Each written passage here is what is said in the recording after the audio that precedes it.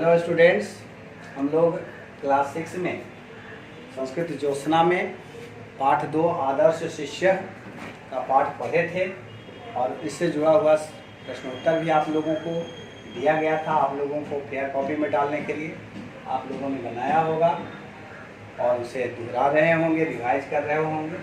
पाठ को अच्छी तरह आप लोग देखते समझते रहें और जैसे जैसे पढ़ाई होती जा रही है इसको सिलसिलेवार भी देखना आपका फर्ज होता है, तभी आपको पढ़ाई अच्छी तरह से समझ में आएगी।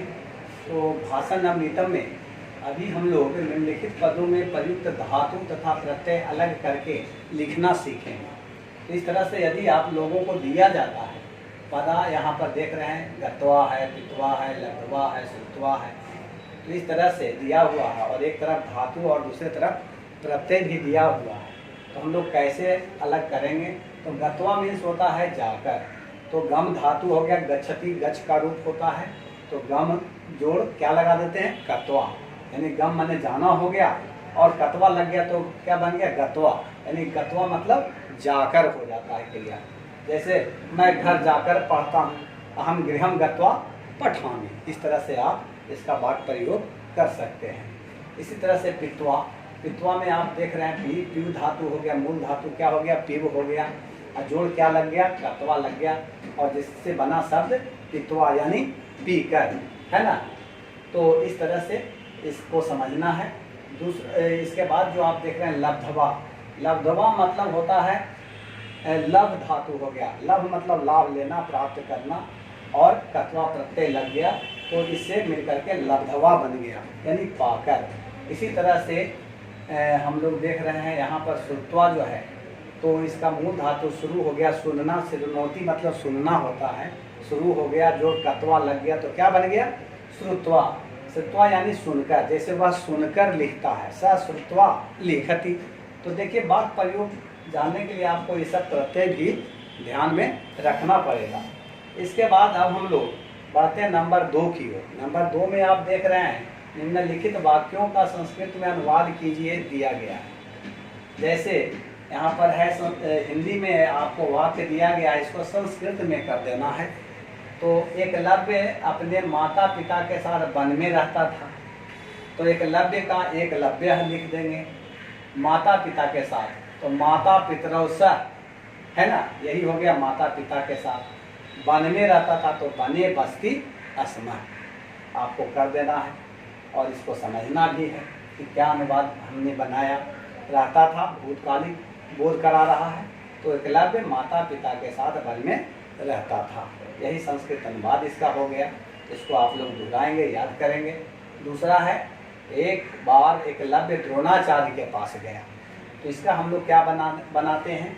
तो एक बार का एकदा लिखते हैं। क्या लिखते हैं? एकदा सह गुरु द्रोणाचार्यस्य समीपे अगच्छत्, एक बार वह गुरु द्रोणाचार्य के नज़दीक गया या पास गया, दोनों में से कुछ भी लिख सकते हैं, कोई एक ही बात लिखेंगे। तो यहाँ पर आप देख रहे हैं कि एकलव्य का नाम है, तो यहाँ ये भी दे सकते हैं, एकदा एकलव्य गुरु द्रोणाचार्य से समीपे अगच्छत् भी कर सकते हैं आप, और नहीं तो उसके जगह पर जो है सर्वनाम आ गया है, एक बार वह, यानी वह कौन? एकलव्य। अब आप कन्फर्म है कि यहाँ नाम के बदले ही क्या आ गया है? एकलव्य के जगह पर ही स आया है, इससे इसको आपको गलत नहीं समझना है, आप नाम भी यहाँ पर दे सकते हैं। ठीक है, अब हम आगे बढ़ते हैं अगले अनुवाद की ओर। उसने अपनी कुटिया के निकट द्रोणाचार्य की एक प्रतिमा बनाई, तो इसका क्या संस्कृत में अनुवाद बना हुआ जो देखते हैं हम लोग? तो सह स्वकुटीरस्य समीपे, यानी वो उसने, स माने वह या उसने, जो भी बोलिए, उसने अपने कुटिया के निकट, समीपे मतलब निकट, द्रोणाचार्य से मतलब द्रोणाचार्य की एकम एक प्रतिमाम अरचत, अरचयत मतलब रचना की, अरचयत मतलब रचना की, भूतकाल हो गया, रचयति माने रचता है, रचना करता है, और लग गया तो भूतकाल बन गया, रचना किया या की, दोनों होगा। अब नंबर घ में देखते हैं, यदि ऐसा है तो मुझे गुरु दक्षिणा दो, इस तरह का वाक्य है। तो इसका अनुवाद क्या बनता है? यदि एवं अस्ति, यदि ऐसा है, तू तो मतलब तो। मह्यम, मह्यम मतलब मुझे, इसमें अस्मद का रूप लगा हुआ है। गुरु दक्षिणाम यक्ष, यक्ष मतलब तो, यहाँ आदेश में चल रहा है।